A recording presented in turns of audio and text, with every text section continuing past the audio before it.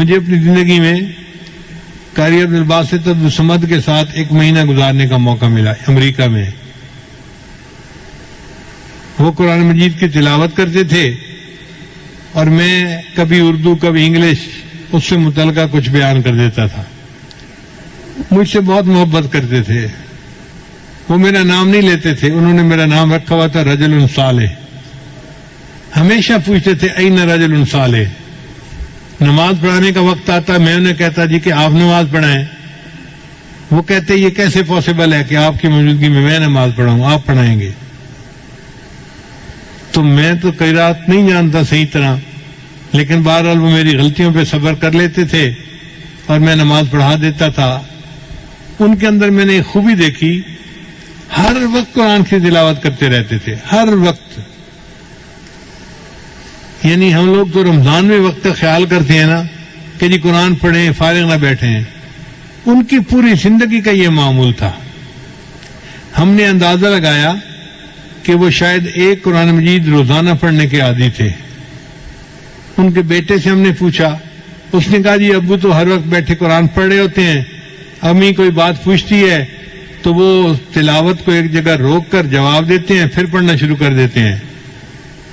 امی کہتی ہے ان سے تو بات کرنے کا مزہ ہی نہیں ہے، جواب ہی نہیں دیتے صحیح طریقہ سے. اور ان سے پوچھے تو وہ کہتے ہیں بھائی میں اللہ کا قرآن پڑھ رہا ہوں، مجھے باتیں کرنے کی ضرورت ہی کیا ہے، مجھے کوئی ضرورت نہیں باتیں کرنے کی. ہم دن رات کے کسی بھی حصے میں جب گئے ان کو ملنے کے لیے، ہم نے دیکھا کہ وہ بیٹھے قرآن پڑھ رہے ہیں. میں نے اپنی زندگی میں اتنا قرآن پاک پڑھتے بہت کم لوگوں کو دیکھا ہوگا. ایک بات مجھے اکثر جو ہے وہ پریشان کرتی تھی کہ اگر نیکی ان کی طبیعت میں اتنی ہے، کوئی فالتو بات نہیں، کوئی دنیا کی بات نہیں، سیاست کی بات کرو تو وہ ایسے بونگے بن کے بیٹھے ہوتے تھے جیسے پتہ ہی نہیں ان کو کیا ہو رہا ہے، کوئی دلچسپی تھی نہیں. تو یہ داڑھی کیوں مڑتے ہیں؟ تو بعد میں انہوں نے کہا کہ علماء جو مصر کے ہیں ان کو ایک علمی مغالطہ ہے. وہ داڑھی کو سنت نہیں سمجھتے یا واجب نہیں سمجھتے جس طرح ہم سمجھتے ہیں. وہ سمجھتے ہیں کہ داڑھی اس لیے رکھی جاتی ہے کہ مرد اور عورت کے درمیان فرق ہو سکے، دیکھنے سے پتہ چلے یہ مرد ہے اور جس کی داڑھی نہیں یہ عورت ہے. چنانچہ مصر کے علماء کو آپ دیکھیں گے تو وہ داڑھی اور مونچھ اکٹھی کبھی نہیں مونڈیں گے. کوئی عالم آپ کو ایسا نہیں ملے گا جو مونچھ بھی مونڈتا ہو اور داڑھی بھی مونڈتا ہو. وہ داڑھی مونڈیں گے تو مونچھ ضرور رکھیں گے، اور وہ کہتے ہیں کہ جی مونچھوں کے رکھنے سے پتہ چل جاتا ہے یہ عورت نہیں ہے تو داڑھی کا مقصد پورا ہو گیا. شاید یہی مغالطہ علامہ اقبال کو بھی لگا ہوگا، ورنہ اس کے اندر تو ایمان بہت مضبوط تھا، لیکن داڑھی جو شیو کرتا تھا وہ اسی علمی مغالطے کی وجہ سے کرتا ہوگا. اس لیے مصر میں جو مفتی اعظم ہوتا ہے وہ بھی داڑھی منڈا ہوتا ہے. تو یہ علمی مغالطہ ہے جو ان علماء کو لگا.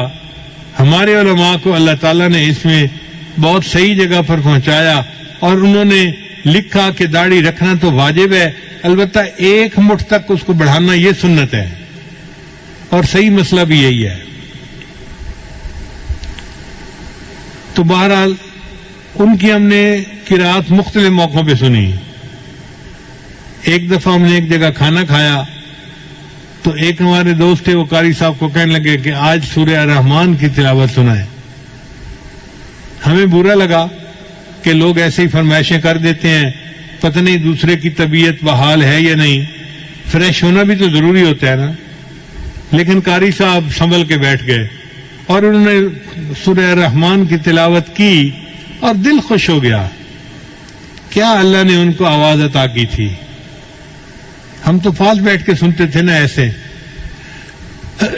جو آپ کیسٹوں میں سنتے ہیں وہ ہم پریکٹیکلی ان کے پاس بیٹھ کے سنتے تھے.